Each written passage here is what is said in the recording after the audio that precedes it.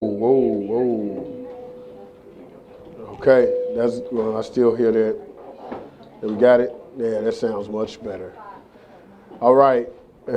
As you guys see, today's title is Marriage Counseling. My name is Brother Antwan, as you probably see that too. We don't have to announce that this time because we have it listed here. But today is, the lesson today is marriage counseling, which is the third part to the leadership series that I did, which is Man of the House, Virtuous Woman, and Marriage Counseling. And the reason I'm doing marriage counseling is because two reasons. Number one, I won't be back for a while.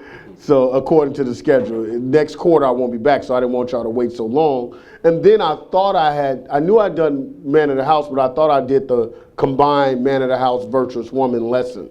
Man of the House meets the Virtuous Woman, but I didn't. But they're mutually exclusive, so that you don't need one to understand the other. You can understand them one by one, on its own. But as you know, welcome to the Israel of God, where our interpretation is expressly prohibited. We speak directly from the book. And so in this lesson, that what this is designed to do is give you skill sets on how to handle this thing. But the main reason I designed this lesson, because I kept running into a problem that people didn't understand what marriage was in the first place. Mm-hmm. So for the sake of having to deal with, I could have went straight into just marriage counseling, but I couldn't because I had to break down what marriage actually was, right? So I was hearing so many times that, you slept with a sister, then you say, oh yeah, we married. Then when you all fight, we broke up. And there's nothing done. And I understood that it's not like that in the Bible. And then if you're a servant of God, as a sister, should you want to operate this way? But we gonna see how God say operate. It ain't got nothing to do with Antwan. Nope. I don't have a dog in this fight. I really don't. Whatever you do what you want to do. That's your business. But what we're going to lay out here is who's a servant of God and who's not. Right. You're going to fall on one side of the fence. Whatever you are, if you sleeping together, that's your business. But we're going to fall on, are you serving God or not? Stop worrying about what other people have to say, if you serving man or not. I don't have no fire to put you in or take you out of. Brother Bowie don't have no fire to put you in or take you out of. So you can't please me or him. Because when the lot, I'm going to be standing in my own lot. Right? You can't say, well, Brother Antwan, hey, man. Right? So let's get down about serving God and leave it at that. Let's start at Ephesians 5 and put this thing together.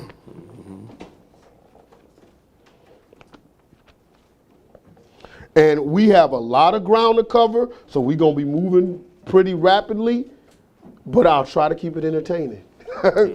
I don't want to keep you here and keep you bored. Right. So,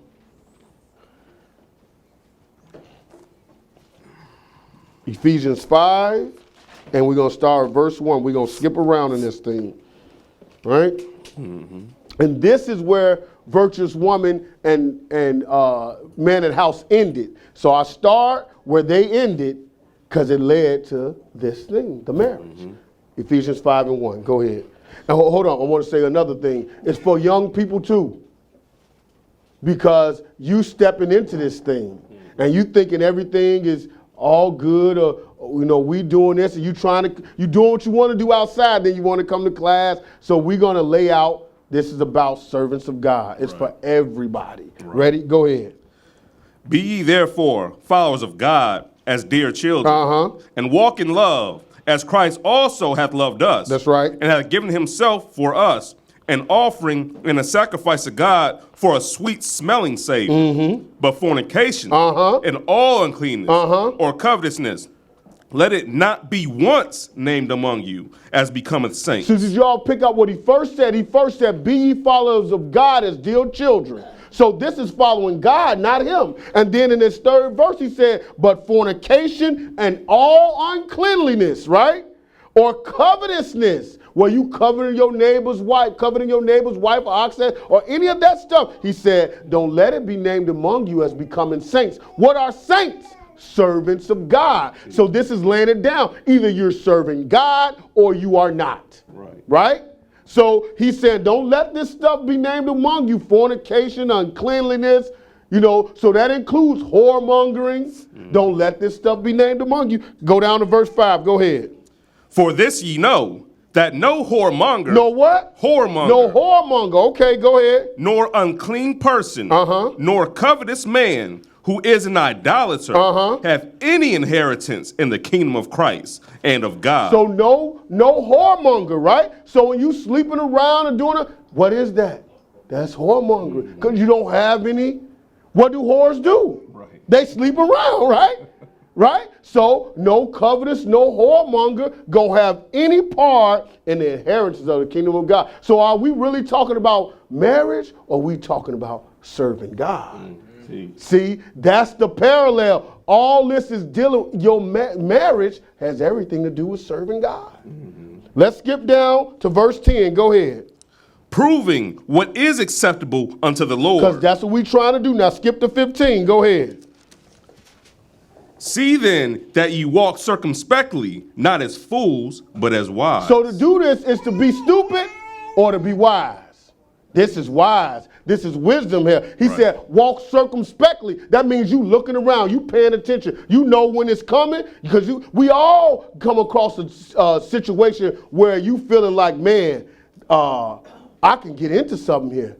I'm open. I am my husband at home, or my wife at home, or me and this girl just talking or whatever, and we can go and do something, right? We all come across this situation, but he just said, you better walk circumspectly. Right. You better be paying attention to what's going on, who you serving. You gonna serve your flesh, or you gonna serve God, right?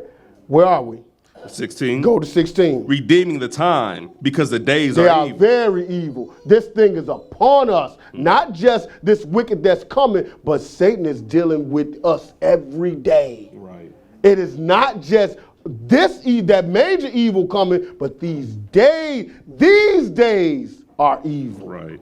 Every day you got evil out there waiting on you. Isn't that what he told Cain? He said, if you do us not well, what? Sin lieth at the door. It's waiting for you if you don't do well. If you're doing well, sin ain't got nothing on you. Keep going. 17. Wherefore, be ye not unwise, but understanding what the will of the Lord is. And that's exactly what we're going to get today. Some understanding of what the will of the Lord is. Not the will of Antwan. Because if it's the will of Antwan, I had this thing set out laid for me, boy. Yeah. That's when people trip me out, when they always talk about, oh man, the white man wrote the Bible and all that. I was like, when have you ever seen a white man write something that he ain't the star to show in? Right. You know what I'm saying? That would be crazy, because if I wrote this thing, I have it straight for me. Right. Everybody else can't do nothing. I could do everything. Right? That's how I would write the rules, okay? But he said, hey, it's not like that. He said, be not unwise, but understanding what the will of the Lord is. Right. Verse 21, go ahead. Submitting yourselves one to another in the fear of God. Wives, submit yourselves unto your own husbands as unto the Lord. Oh, as unto the Lord. The Lord. Oh, so the wives will submit themselves to their own husband, just like is the Lord. Maybe the Lord is looking and say, hey, if you can't submit yourself to your husband, you can't submit yourself to me. How you gonna serve me and you can't serve your husband, whom you see every day? Teach. Keep going. For the husband is the head of the wife, even as Christ is the head of the church, and he is the savior of the body. So if you always ducking your responsibility and letting your wife catch hell, catch everything, how are you being the head? Right. But just to let it didn't take away the wife's responsibility. Just because your husband not doing what he's supposed to do, that don't mean you don't supposed to do what you're supposed to do, and vice versa. Just because the wife ain't doing what she's supposed to do, that don't mean you decide you're not going to be the head, and you just say, hey, anything that's happening, you can happen to you. Your job is to be the protector in every way, shape, or form, whether that's spiritually, mentally, physically. The main part is spiritually. Right. You making sure don't nothing happen to that family, right? Keep going. Therefore, as the church is subject unto Christ, so let the wives be to their own husbands in everything. And some things. Everything. When it's convenient. Everything. When she like it. Everything. Everything. Because that's what happens, right? That's how Satan tipped you. Oh, you only when he said yeah to what you wanted to do, it was, oh, that's my husband. I just love him so much, right? But when he said no to what you want to do, I don't have to do that. You ain't God. Whoa, where'd all that come from? Hey, he said in everything you gotta follow his lead. If you and if you don't like that, then you should have picked a better head.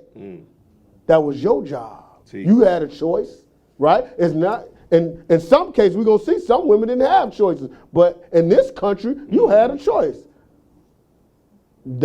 So now that you made your choice, you got to deal with that. Right. But don't get upset because you got to follow. Remember, this is about who's serving God and who's not. Right. So sometimes when it's not convenient, that's what serving to God is about. That's why it's called disciple. It takes discipline. Things don't get too convenient when it's discipline. Right. Keep going. 25. Husbands, love your wives, even as Christ also loved the church and gave himself for it. That's right. So you got to be willing to give it all up. So whatever you love, all that good stuff you like, you got to be willing to give it up. Go to 28. Go ahead. 28. So ought men to love their wives as their own bodies. He that loveth his wife loveth himself. You see that? As your own body, you love your wife. That's showing love to yourself. You want some of that good stuff for yourself. But when she asking for something, you don't want to give her nothing. Hey, that's not loving yourself. Right. You don't deny yourself. You do what you want to do. You watch all the football game all day, but she want to go do something. I don't want. No, we ain't got the money. Well, hey, how you order all these pizza and wings and pop and all that stuff? How'd you do all that if we ain't had the money? Right. You got the money for you, but you ain't got the money for her. No, it don't work that way. 32. 32. This is a great mystery, but I speak concerning Christ and the church. Nevertheless, let every one of you in particular so love his wife, even as himself, and the wife see that she reverence her husband. Now that's really it in a nutshell. I could drop the mic and walk off the stage. That's really it in a nutshell. He said this is really talking about Christ and the church. So I'm giving you the big picture, as Brother Bowie always tell me every time I ask him a question. You got to look at it from a parallax view. You got to look at it from the top. He's giving you the big picture of how Christ and the church operate. You don't see the church clapping back at Christ. Right. You can't tell me what to do. Right. You'll never see the church do that because you know the church won't get nothing. But you see, and you don't see the Christ misusing his church doing. Right. You see him protect. He died for it, right? So that's the top-down view. But then he say, hey, nevertheless, we got this big view, but I'm going to tell you how to do it on the one-on-one level. That's what Paul is breaking down here. He say, nevertheless, let every one of you in particular, so that don't mean some of y'all, that means everyone, right? Right. So love his wife even as himself. So the way you treat yourself and give all that good stuff yourself, know how to give yourself the big stomach, you do the same for your wife, right? And he said, and the wife, now this is the kicker, the wife see that she reverence her husband. I always tell people when they come to me asking me questions about marriage, if you can't reverence him, you better consider. Because when he's sitting on that couch and flicking that remote, and you talking about we don't have no money, and you start to look down on him, you got to reverence your husband. Can you do this? Think twice before you decide you want to be king and queen. Let's go. Let's get on with the story. Genesis 1.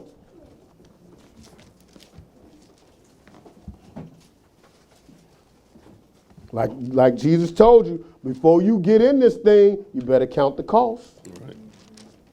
Genesis 1:24. We're gonna put them together. 1:24. 1:24. Ready? Yep. Go ahead. And God said, let the earth bring forth the living creature after his kind, cattle, and the creeping thing, and beasts of the earth after his kind, and it was so. And God made the beasts of the earth, made the beasts of the earth after his kind, and the cattle after their kind, and every living thing that creepeth upon the earth after his kind. And God saw that it was good. That's right. And God said, let us make man in our image, after our likeness, and let them have dominion over the fish of the sea, and over the fowl of the air, and over the cattle, and over all the earth, and over every creeping thing that creepeth upon the earth. So God created man in his own image. In the image of God created he him, male and female created he them. Whoa, did y'all catch that? When he made the animals, he didn't say he made them like that. He made them, he just had they male and female together. But when he made man, he said God created man in his own image, and the image of God created he him. Male and female created he them. So when he, as you gonna see, this woman wasn't there. He made that man just by himself first, but the female inside. He didn't do that with animals. Pay attention. Let's go to Genesis 2 and 18. We're going to see it. Let's let the book, like Brother Habakkuk say, what the book says. Let's let the book do the talking. 2 and 18. Go ahead. And the Lord God said, it is not good that man should be alone. I will make him an helpmeet for him. I will make him a help that fits him. Right. That's meat for him. It's got to fit together. Because when you're looking at the dogs, you can't get with no dog.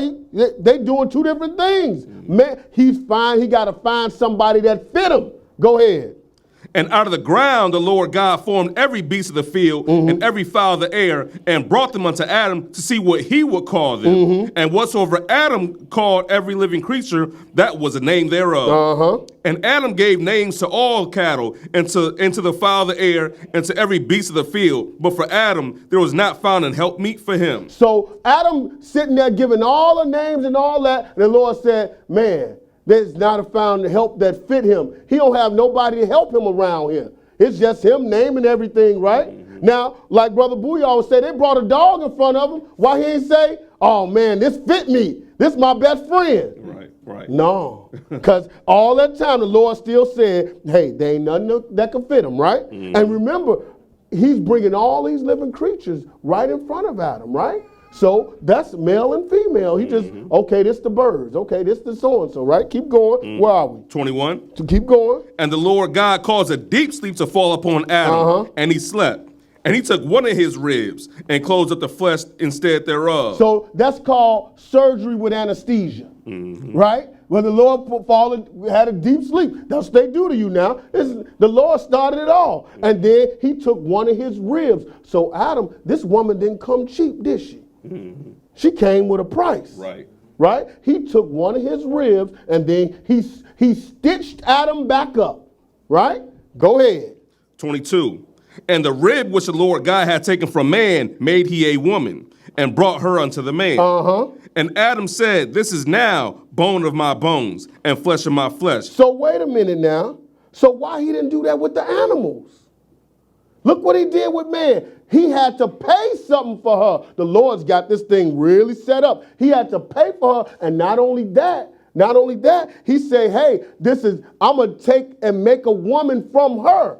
Now, wait a minute. With the animals, you already had just male and female. But with man, I'm going to make him pay for you, and I'm going to take her out from you. So then, when it comes to man, she is part of you. But look, now, when you see animals and they lie together, do they ever say, you ever heard any dogs talk about adultery? No. Any gorillas, you ever hear them? Gorillas got a whole little political system going. I ain't never seen one ever talk about, man, he committed adultery with my wife. Right? Why is that with man? So you know when you do all that sleeping around, you are acting like an animal, which what you're supposed to be above, instead of acting like God who created you. You are falling very far. You got to start thinking about what you're doing out here. That is really abhorrent in God's sight. Because you are acting like something that is beneath. I created you to be, you're supposed to have dominion. Right. You're supposed to dominate the animals, yet you're becoming them. You're giving in to your animalistic instinct. There you go. You should not be. Where are we? Middle of 23. Keep going. She shall be called woman because she was taken out of man. Therefore shall a man leave his father and his mother and shall cleave unto his wife. And they shall be one flesh. And they were both naked, the man and his wife, and were not ashamed. The man and his who? Wife. His wife. Had they laid together yet? But she was his wife. Why? She was given to him by whom? Her father. Teach. Right? So let's keep going. Let's figure this out. Let's go to Genesis 4. See, so, and he had to pay something for her. The Lord set this, like I say, who you gonna follow? You either gonna follow man or you gonna follow God. You gonna follow your own flesh or you gonna follow God. So either you are serving a God or you are not. He set this up this way. Man he had to pay the dowry. God set the dowry system up. There you go. People thinking, oh man, well I shouldn't have to. God set it up. Let's go to Genesis 4, 4 and 1. Go ahead. And Adam knew Eve his wife, and she conceived and bare Cain, and said, I have gotten a man from the Lord. So now he finally knew her, but she was already his wife. So who said that? So which one come first, the marriage or laying together? The marriage comes first. That's the way it's supposed to be. So go down to verse 17. And Cain knew his wife, and she conceived and bare Enoch. And he built a city and called the name of the city after the name of his son, Enoch. So it seems that's the way all the time, right? This is how the Lord got this thing set up, right? Now, we not going to, I'm going to go ahead and deal with verse 19, okay? 19. Verse 19, go ahead. And Lamech took unto him 2 wives. Now, this is the first guy I saw take 2 wives in the Bible. Right. And keep going, what it say? The name of the one, or the one was Ada, and the name of the other was Zillah. And Lamech was wicked. Right. Right? But that don't, hey, whatever the Lord allowed in that particular time for that country, we'll see. We're going to break everything down. All your questions about multiple wives, about who's married, who's not, we're going to answer it all today. Right. Let's go to Genesis 24. But notice they said, hey, when they laid with him, they was already their wife. And it said he laid together and she became his wife. Right. It said he took his wife. Adam took Eve, his wife. She was his wife. We saw that before they had ever lain together, right?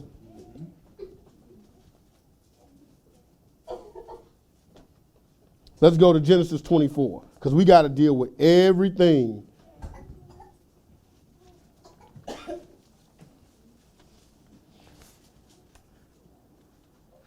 (24 and 45).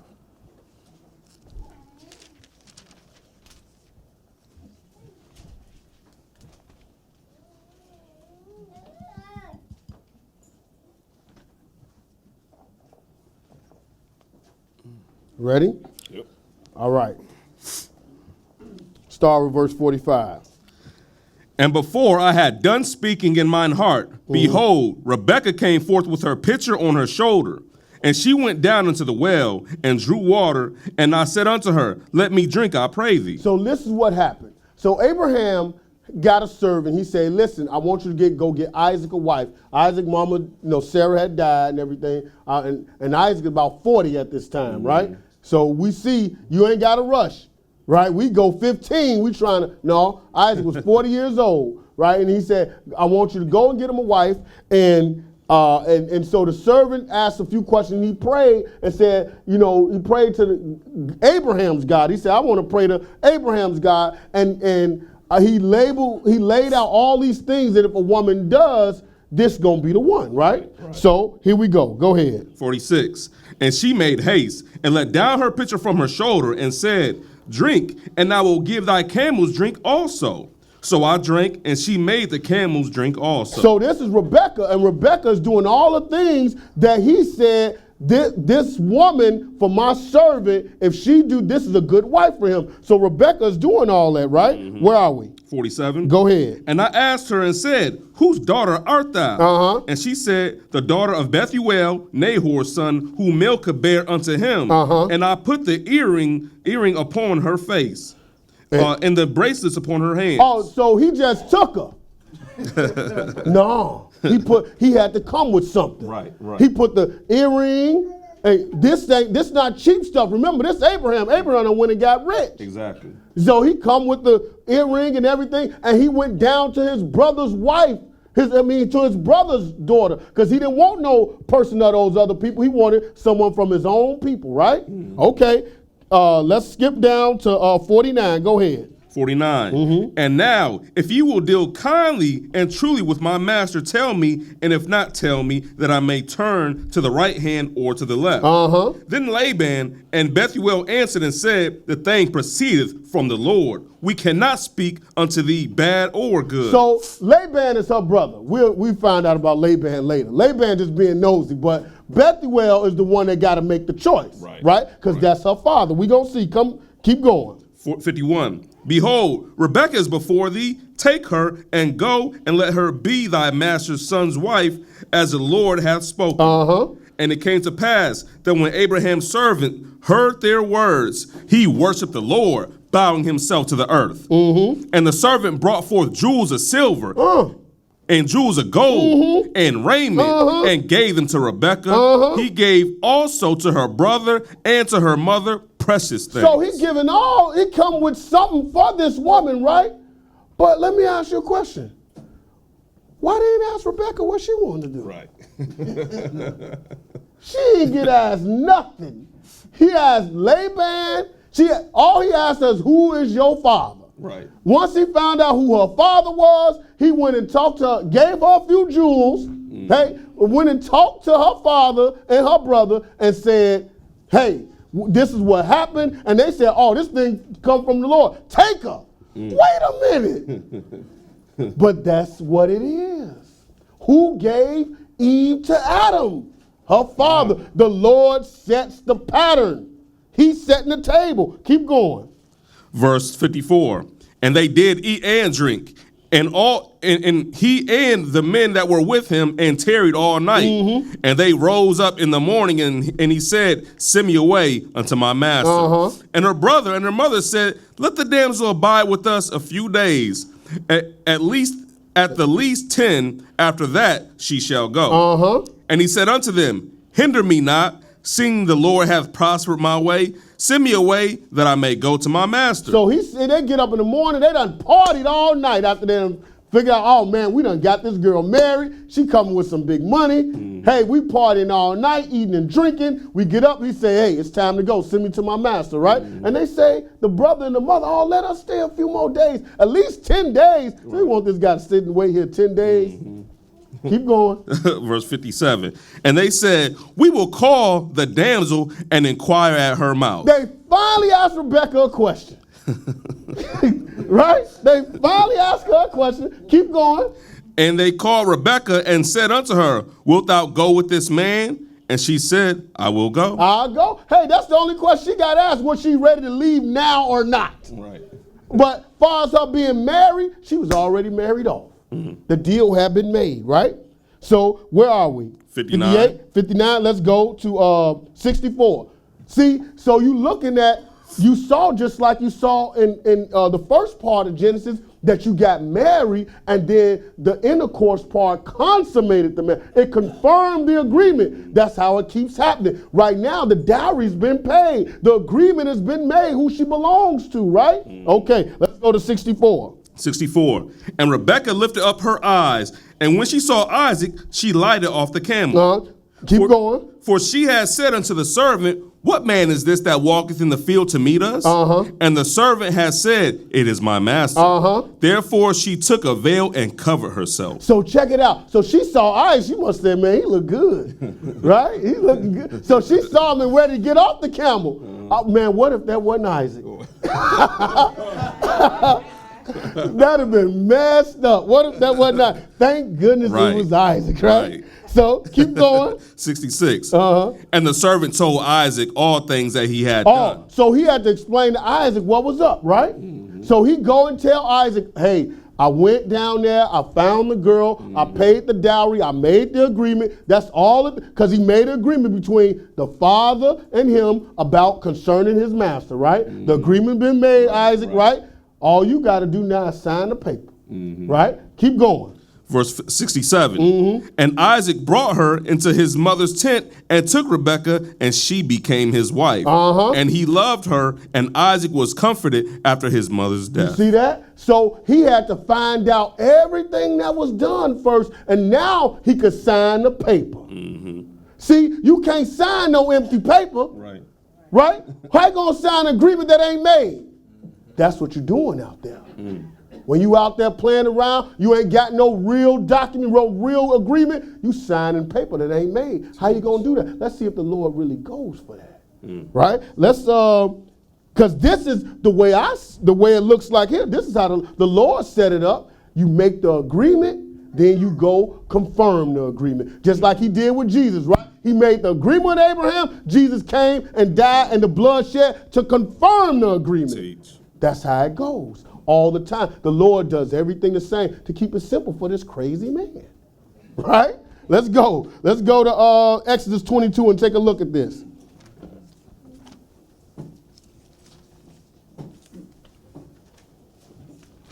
My son brought this to me. It's this really sharp young lady in the children's class. And her and my son will talk on the phone from time to time. And she brought this script. I don't know this girl probably like 15 or something. Deep in, will pull stuff out of the scriptures like this. She brought this. I don't even see adults pulling this out. She brought this to my son one time. My son said, Dad, what is this talking about? I said, oh, that's going right. That's right in my lesson. But let's read it. Exodus 22 and 16. We're going to read 16 and 17 and see what God got to say about the issue. Because sometimes, because I'm telling you about a situation, right? We piecing this together, but guess what? Sometimes keeping it real goes wrong, don't it? Sometimes we out here in this world and things happen, right? So God even got an answer for that. What should you do when things happen? Let's answer. Exodus 22 and 16, go ahead. And if a man entice a maid that is not betrothed and lie with her, he shall surely endow her to be his wife. Wait, so if a man meet with a woman and he get to talking to her, right? And she liking what he got to say, she liking his swag and all that, maybe it's a few meetings. And then they decide to lie together. See, friends with benefits just didn't start. They decided to lie together, right? He said, if a man entice a maid that is not betrothed, she ain't married to, because that would be fornication. Right. Because she would be having an agreement already with somebody. But she is not under any agreement. She is free. And he lied with her. He got to endow her to be his wife, just like we just saw. He got to go pay a dowry. Let's see if because I could be making a mistake, right? I done flew I've been up all night from Vegas. I could be messing up, right? But let's see if I'm messing up tonight. Go ahead, 17. If her father utterly refuses. For who? Her father. Her father. You got to say that in the mic, man. If her father. Her father. Why? So who he had to make the dowry to? Right. How would the father be able to refuse if you're not making the dowry to the father? Teach. You don't go and say, oh, I just laid with you, I'm going to pay you a dowry. That's called whoredom. Right. Right? Teach. Am I right? Right. That's what they do, right? Right. But he said if her father utterly refused what? To give her unto him, he shall pay money according to the dowry of virgins. So the father still got the right to refuse him. So if the father refused him, is that his wife? Nope. No. Because let's say you got with a woman, you decide, okay, I'm going to go pay the dowry of virgins to the father, and then the father say, I don't like it, you a thug. Right? You got to pay, and you still don't get her. Right. And now he probably got some lesser value, whatever, about her, but the point is that you got to do this. Well, let's see what happens when this situation occurs. Like I said, we got to find out what happens when keeping it real goes wrong. Right? Because things happen. We among man, we among sin, stuff happens. So let's see what it's like in the real world. It was all written way in the beginning. Let's go to Genesis 29. You notice we're not even in Numbers and Kings and all that. Because we can see it in Kings and stuff too. But we're going to stick right in the beginning. Like I said, this is about service of God. Either you're going to serve God or you not. Right. Genesis 29. We're going to start at verse 1. 29 and verse 1. We going to see this old Laban again. Let's check him out. 29 and 1. Now, so I'm chunking these stories together, and I'm hoping that you get them. I'm trying to put them in bite-sized stories so you can fit the puzzle together, right? Because this is dealing with ways of thinking. Serving God is a thinking man's game. Right. The people who don't think and act rash, they never make it. You read about them in the Bible, like, man, he fell off. Right. You see him here? Oh, man, he fell off. Serving of God is a thinking man's game. Teach. Right? Let's go, 29 and 1. Then Jacob went on his journey and came into the land of the people of the east. Okay, skip down to verse 10. Verse 10, and it came to pass when Jacob saw Rachel, the daughter of Laban, his mother's brother, and the sheep of Laban, his mother's brother, that Jacob went near and rolled the stone from the well's mouth and watered the flock of Laban his mother's brother. So this is that same Laban, his mother is Rebekah, right? Jacob's mother is Rebekah, and his mother is the one that orchestrated this deal for him to leave. Right? Got her husband, got her father to ride with it. But what you're going to see is that she didn't overrule him. She just said, hey, I'm going to die if my son wind up marrying one of these Canaanite women. We already had one that did it already. Esau, he was going crazy. Yep. I don't want this to happen to Jacob. And he said, boy, you need to get your butt down there to Laban and, and all that. So he goes down there, and Laban with his old little slick self, he's here, and he sees, but Jacob sees Rachel, right? And he immediately, just like his mama, go start helping out, right? Go ahead, verse 11. Verse 11, and Jacob kissed Rachel and lifted up his voice and wept. Nah, that ain't never happened to me. I don't know. Rachel must have been cold, boy, because he kissed her and just started crying. Like, this girl is something, okay? But keep going. Verse 12, and Jacob told Rachel that he was her father's brother and that he was Rebekah's son, and she ran and told her father. And it came to pass when Laban heard the tidings of Jacob, his sister's son, that he ran to meet him and embraced him and kissed him and brought him to his house, and he told Laban all these things. Now, why he didn't cry when he kissed Laban? Because maybe he just cried when he kissed people. But no, he didn't cry when he kissed Laban. He cried when he kissed Rachel, though, right? Keep going. And Laban said to him, surely thou art my bone and my flesh. And he abode with him the space of a month. And Laban said unto Jacob, because thou art my brother, shouldest thou therefore serve me for naught? Tell me, what shall thy wages be? Okay, so we're about to make a deal here, right? Let's make a deal. Let's make a deal. So Jacob been there for a month, and Jacob personality, you see he already helping out, he doing his thing, working, and then Laban had to say, hey man, you my mom, you my sister's son now. I ain't gonna have you working here for nothing. Tell me what your wage is gonna be. How much you want? $1 million? What you want, right? Let's see. Keep going. 16. And Laban had 2 daughters. The name of the elder was Leah, and the name of the younger was Rachel. Leah was tender-eyed, but Rachel was beautiful and well-favored. Now, I'm not really sure what tender-eyed means. Right. Okay? And we're not going to talk about our mom. However, right, it's the opposite. I know what but means. But means opposite of.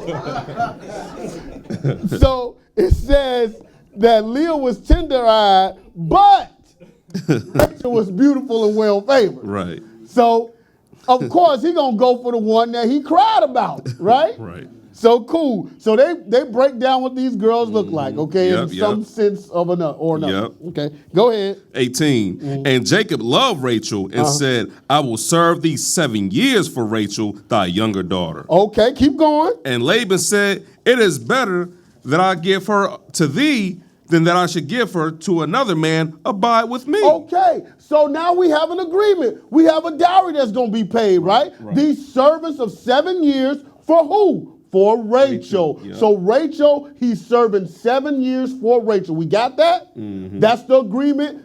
Agreement has been made, right? Right. Okay, let's see what's going to happen. Keep going. Verse 20. And Jacob served 7 years for Rachel, and they seemed unto him but a few days for the love he had to her. And Jacob said unto Laban, give me my wife. Give me my what? My wife. My wife. This is my agreement, right? She is my wife, right? Okay, keep going. For my days are fulfilled, that I may go in unto her. So he done paid his dowry already, right? He didn't have the money with him because maybe Isaac or Rebecca say, hey, we keeping this money ourselves. But you could go down there and work, get your own thing going, right? Right? Because money was in cattle and all that other stuff, right? So that's happening. Keep going. Verse 22, and Laban gathered together all the men of the place and made a feast. Sound like a what? Wedding. Sound like a wedding, don't it? Right. Right? Keep going. And it came to pass in the evening that he took Leah, his daughter, and brought her to him, and he went in unto her. Oh, this is what happened when keeping it real goes wrong. Right? Something just happened here. It said he came in to pass in the evening. He took Leah, his daughter, and he went in unto her. But what did we just see in Exodus? Let's see. Keep going. And Laban gave unto his daughter Leah Zilpah his handmaid, or his maid for an handmaid. Right. So Zilpah belonged to Leah because the father who owned Zilpah just gave her to his daughter for an handmaid. Right. Go ahead. And it came to pass that in the morning, behold, it was Leah. And he said to Laban, what is this that thou hast done unto me? Did not I serve with thee for Rachel? Wherefore then hast thou beguiled me? Okay, so now he realized I done signed the wrong papers. Right? Because he said, hey, what have you have done unto me? Right. I don't know what he had, PCP, alcohol, I don't know what it was that he decided to make this mistake. Right? But whatever it was, we just read in Ephesians, you better walk what? Circumspectly.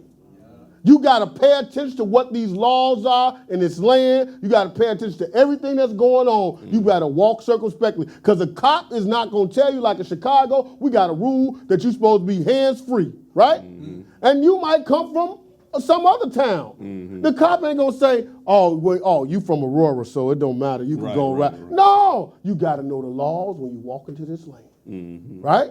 Keep going. It says, verse 27, fulfill her week. Actually, no, I had 26. And Laban said, it must not be so done in our country to give the younger before the firstborn. Jacob should have known that. Right. That was his job to know. It is your job to know the rules and the laws. And he could have put that in the agreement. Hey, look, man, now it's not so what you going to do about this rule in your country. Right. Right? Right. But hey, he didn't. So go ahead. Fulfill her week, and we will give thee this also for the service which thou shalt serve with me yet 7 other years. Oh, so he said, fulfill her week, and we will give thee this also for the service which thou shalt serve with me yet 7 other years. So you got to serve these 7 more years for Rachel. So what happened to the first 7 years? Right. They went to Leah. Right. Oh, because that's the agreement he just made with her father. So people always say, well, it wasn't no agreement for Leah. It was agreement for Rachel. He just made the agreement for Leah according to Exodus 22. If you lie with a woman that is not betrothed, you must surely go pay endow her to be your wife. Right. So that's what he had to get up and do. Because Jacob is a what? A servant of God. Teach. So if you're a servant of God, you realize you done made the mistake. Okay, I got to go. We got to fix this. So he walk up there. I can't give you her. I can't give you Rachel first. The first 7 years, we're going to let that go for Leah. These other 7 years, now you can get Rachel. Right. It's hook, line, and sinker. The Lord got this thing tied up. Servants of God going to do it according to the way the Lord say. Everybody else, you can do whatever you want. If you don't want to serve God, that's cool. I ain't got no beef with you, right? But if you say you're a servant of God, then we're going to have to deal with this, right? Where are we? 28. Keep going. And Jacob did so and fulfilled her week, and he gave him Rachel, his daughter, to wife also. Oh, so what the second weeks go for? For Rachel, right? Keep going.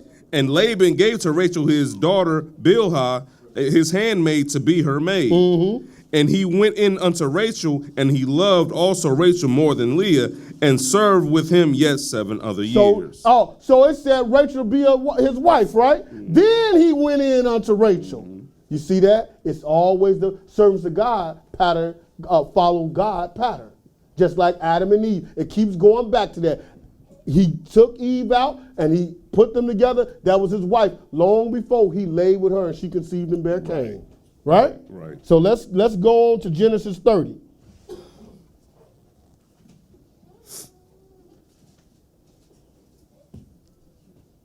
Genesis 30. So now we're dealing with marriage. We got to deal with other stuff, putting away and all this. We're going to deal with everything. I kind of did want to have to break all this down. Could have went into the stuff because I got answers in here how you can have just a successful marriage. Right. Finances and everything. But we got to get you married first. You can't have a successful, I don't know what you call yourself, but we can't have a successful one of those. Okay? Genesis 30. You can't have a successful unmarriage. I don't know what that is. Okay? 30:1. And when Rachel saw that she bare Jacob no children, Rachel envied her sister. I'm sorry, I'm going to skip that one for the sake of time. Let's go to Genesis 21.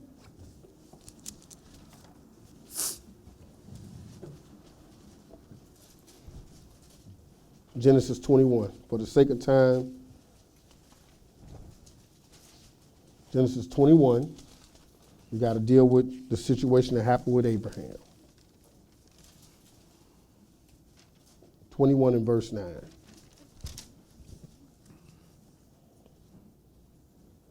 Ready? Mm-hmm. So we're going to deal with how Abraham handled this thing, but then we're going to deal with how the real situation goes. Ready? 21 and verse 9.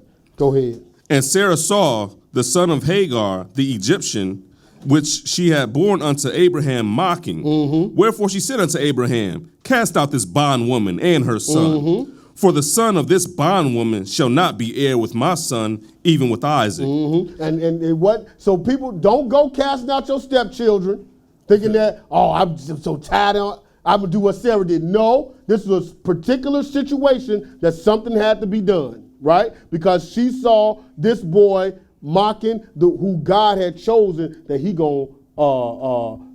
and Isaac shall Abraham's seed gonna be called. Mm-hmm. And Sarah knew, hey, I can't have this kind of influence on my son. Right? I can't have this foolishness going into my son. Something's got to be done. Because this boy got a big job to do. Mm-hmm. Right? So this is different. Don't go thinking you gonna go and knock out all your stepchildren or whatever. No, that's not this.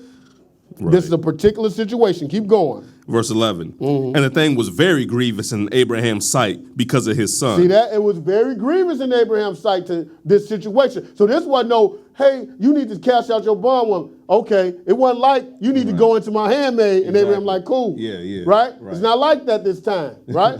Abraham like, it's grievous because this is my son here. Okay, keep going. Verse 12. And God said unto Abraham, let it not be grievous in thy sight because of the lad, mm-hmm. and because of thy bondwoman, mm-hmm. and all that Sarah has said unto thee. Hearken unto her voice, for in Isaac shall thy seed be called. So the Lord came down and dealt with Abraham directly with this issue, right? You got to hearken unto her voice and do this thing. Keep going. Where are we? 13. Go ahead. And also of the son of the bondwoman will I make a nation, because he is thy seed. Mm-hmm. And Abraham rose up early in the morning and took bread and a bottle of water and gave it unto Hagar, putting it on her shoulder and the child, and sent her away, and she departed and wandered in the wilderness of Beersheba. Okay, so we're going to stop it there, and so I don't want guys thinking, you could just put women away like this. Mm-hmm. Notice he didn't give her no bill of divorcement because this was some particular situation that happened. Just like if you walk in and somebody about to got a bat to your daughter's head and you shoot them, do that mean you can go around killing people? Right. No. This is a particular situation where something done and the Lord had to deal with it, right? But let's deal with what happens then when you have to put your wife away. Mm-hmm. Since this is in it, since people got these questions too. When I was here last time, I mean, the question was just flowing concerning marriage, right? So I felt I had to deal with it. Let's go to Deuteronomy 24. Let's see what God says about how you got to handle a situation when, I say again, keeping it real goes wrong. Right. Something happens. Deuteronomy 24.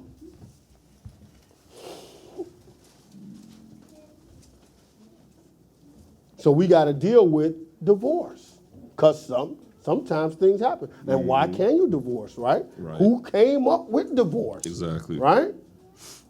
And we're going to even deal with, we're going to see what Jesus had to say about it through and through, what he said right here, and see if it matches up with what he says later. Ready? 24 and 1. Go ahead. When a man hath taken a wife and married her, and it come to pass that she find no favor in his eyes. See? Didn't I just ask? Now I got to start over. Come on, y'all. Okay. Genesis 1. Genesis 1. Ephesians 5. Come on. Verse 24, verse 1. Deuteronomy 24, verse 1. Go ahead. When a man hath taken a wife and married her, and it come to pass that she find no favor in his eyes, because he hath found some uncleanness in her, then let him write her a bill of divorcement and give it in her hand and send her out of his house. Okay, so we just found something. It said he found someone, she finds no favor in his eyes, and he found some uncleanness in her, right? Keep going. Verse 2. And when she is departed. So hold on, he got to write her what? A bill of divorcement. That implies something else then. A certificate of marriage. How you going to have to have a piece of paper to divorce, but you don't need no paper for marriage? Right. Does that make sense at all? No. Come on, keep going. 2. And when she is departed out of his house, she may go and be another man's wife. So when she departed, because she done this is where it starts to really get ugly. So now he found some uncleanness in her. He gave her a bill of divorcement. She departs out of his house. She go be another man's wife. Keep going. Verse 3. And if the latter husband hate her and write her a bill of divorcement and giveth it in her hand and sendeth her out of his house, or if the latter husband die, which took her to be his wife, her former husband, which sent her away, may not take her again to be his wife. So we see that too, don't all that remarrying, they go back, be somebody else's wife, they come. No, but see, it's something else here too with that verse 3 that Jesus was talking about when he said Moses. Right? Because the latter husband, he just hate her. And she decided, I don't want her no more. That's the Lord, and keep going. Right. After that, she is defiled, for that is abomination before the Lord, and thou shalt not cause the land to sin, which the Lord thy God hath given thee for an inheritance. So let's find out. It said, found someone clean. When the Lord spoke about it, he said, if he found some uncleanness in her, right? Well, let's look and find out what this uncleanness is that you can find. Let's go to Numbers 5 and 14. Because I apologize for this being so tedious, but everything got to be broken down because people always got these questions. And I'm here to clear up all questions today. Right. Amen. Numbers 5. If you don't get it after this, my wife don't like when I say that. Maybe you should be on the little bus.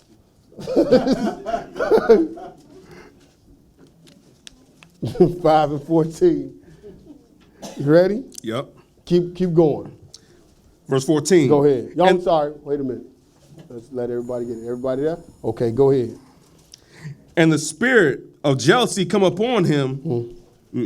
That's it. You right. And the spirit of jealousy come upon him, and he be jealous for his wife, and she be defiled. Or if the spirit of jealousy come upon him, and he be jealous of his wife, and she be not defiled, then shall the man bring his wife unto the priest, and shall bring her offering for her the 10th part of an ephah of barley meal, and shall pour no oil upon it, nor put frankincense thereon, for it is an offering of jealousy, an offering of memorial, bringing iniquity to remembrance. So he said the spirit of jealousy come upon a man, and she be defiled.